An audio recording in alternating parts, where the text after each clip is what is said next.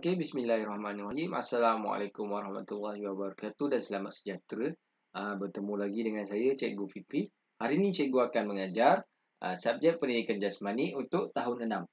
Okey, tajuk kita hari ini ialah pengadang bijak dalam unit 3. Boleh buka buku teks, muka surat 29. Okey, yang pertama sekali ialah standard kandungan. Berkebolehan untuk melakukan kemahiran asas permainan kategori jaring dengan lakuan yang betul. Yang kedua ialah berkebolehan mengaplikasi konsep pergerakan dan prinsip mekanik dalam kemahiran asas permainan kategori jaring. Okey, yang kedua ialah standard pembelajaran di mana pada pengakhiran pengajaran ini murid akan dapat melakukan adangan menggunakan anggota badan untuk menyekat bola masuk ke gelangan sendiri. Yang kedua sekali, murid dapat menyatakan perkaitan antara sudut mengadang dengan arah bola yang jatuh selepas diadang. Maafkan saya. Okey, yang kedua, kita lihat apakah itu yang dimaksudkan dengan permainan permainan jaringan. Okey, permainan jaringan contohnya ialah sepak takraw ataupun bola tampar, badminton, tenis, pingpong dan macam-macam. Kita dapat tahu permainan itu ialah permainan kategori jaringan apabila permainan itu ada jaring di antara tengah-tengah gelanggang tu. Macam yang cikgu cakap tadi lah, bola sepak takraw kan ada jaring, bola tampar pun ada jaring, badminton pun ada jaring dan lain-lain lagi lah. Okey. Yang kedua, kita akan lihat pada buku teks muka surat 29. Kita akan bacakan petikan yang ada dalam buku teks tersebut. Okey, kita baca sama-sama. Di gelanggang berbeza, Airin, Patarai dan Dawan sedang beraksi mengadang hantaran bola pihak lawan. Mengadang dilakukan untuk mematikan bola dalam gelanggang pasukan lawan. Mereka memerlukan ketepatan mengagak, berjaman dan bertindak pantas melakukan lompatan yang tinggi untuk menghalang bola. Okey, hadangan ni kita lakukan untuk menghalang bola tu daripada masuk ke gelangan kita sendiri. Okey, bila bola tu masuk ke gelanggang kita, jatuh ke gelanggang kita, pihak lawan akan mendapat mata. Jadi, kita melakukan hadangan tu untuk menghalanglah pasukan lawan daripada mendapat mata dan seterusnya mendapat kemenangan. Okey, untuk melakukan hadangan ni, kita memerlukan teknik yang betul dan juga timing ataupun pemasaan yang tepat. Okey, hadangan ni mempunyai beberapa jenis lah untuk sukan-sukan yang tertentu. Yang pertama sekali kita lihat dalam sukan takraw. Okey, dalam sukan takraw kita ada yang pertama sekali hadangan badan. Okey, kenapa kita menggunakan badan? Kerana badan kita lebih besar.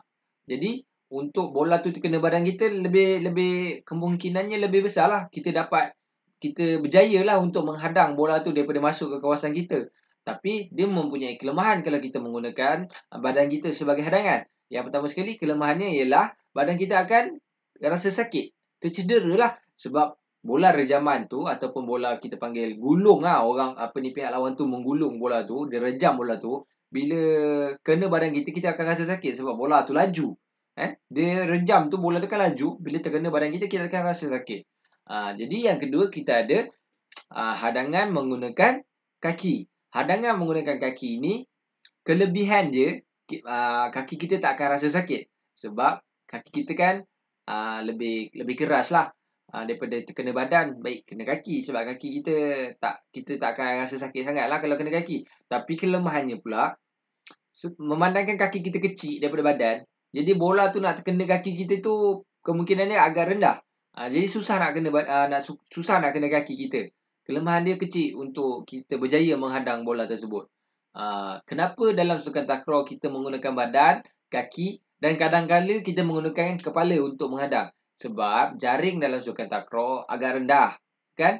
Jadi kalau kita lompat, badan kita akan melebihi jaring. Kaki kita pun akan melebihi jaring. Termasuk juga lah kepala kita akan melebihi jaring lah kalau kita lompat. Jadi, itu menyebabkan kita lebih senang lah untuk menghadang bola. Okey? Sekarang kita tengok video macam mana untuk kita menghadang bola dalam sukan takraw. Okay, kita tengok dulu video ni untuk contohlah bagaimana nak menghadang. Okay, ini yang cikgu cakap menghadang menggunakan kepala.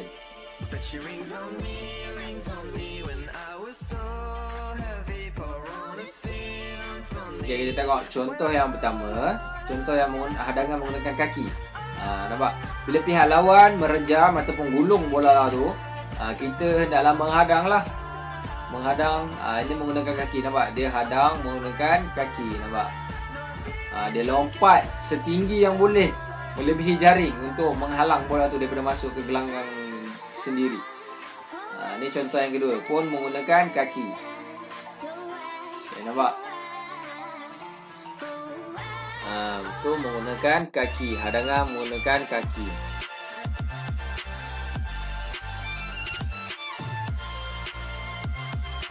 Ini pun menghadang menggunakan kaki.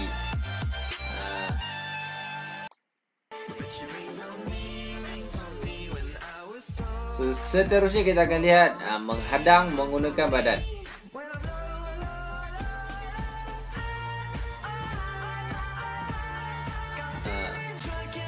Dia lompat setinggi yang boleh melebihi jaring, menaikkan kaki dan juga badan untuk menutup ruang.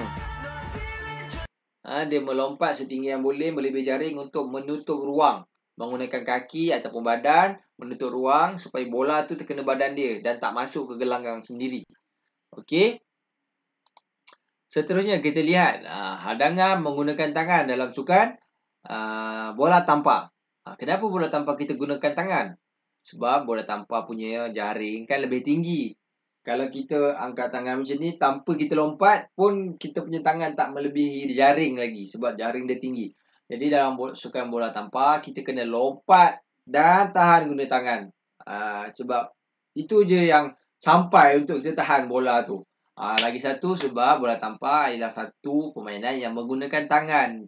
Yang menggunakan tangan untuk bermain permainan tersebut. Tapi ada juga cikgu, saya tengok ada je bola tampar yang gunakan kaki. Betul, ada yang gunakan kaki juga. Tapi itu dalam keadaan-keadaan yang kecemasan.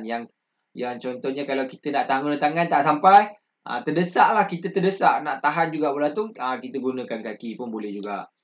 Kenapa dalam sukan takraw kita tak boleh menggunakan tangan, cikgu?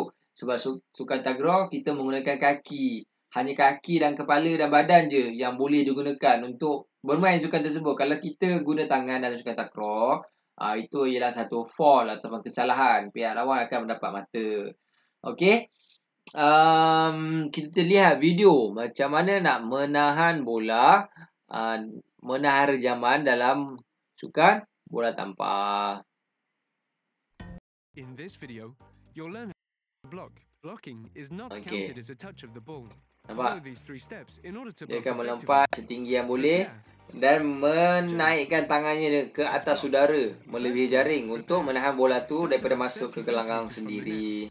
Move towards your opponent by sidestepping or by running along the net. Keep your feet parallel to your shoulders. Yang pertamanya dia akan mengikutlah gerakan pihak lawan. Kalau pihak lawan ke kiri, dia akan ke kiri. Kalau pihak lawan ke kanan, dia akan ke kanan. And with your hands at head height. Okey, seterusnya dia akan lompat untuk menutup ruang. Simultaneously push with your legs and Okey. raise your arms. Jump vertically, keeping your head high. Walaupun kedua-dua sukan ni berbeza, tapi hadangan yang dilakukan tetap memerlukan teknik yang betul dan juga timing yang tepat. Okey. Untuk yang akhir sekali, sebagai tugasan kamu, cuba jawab soalan ini dalam buku tulis. Apakah yang berlaku sekiranya kamu menghadang berdekatan dengan jaring? Kalau kita lompat dan hadang tu terlalu dekat dengan jaring, apa akan jadi?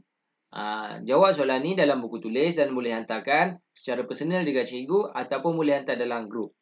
Okey, itu sahaja untuk hari ini. Sekian, terima kasih. Sehingga kita berjumpa lagi. Bye-bye.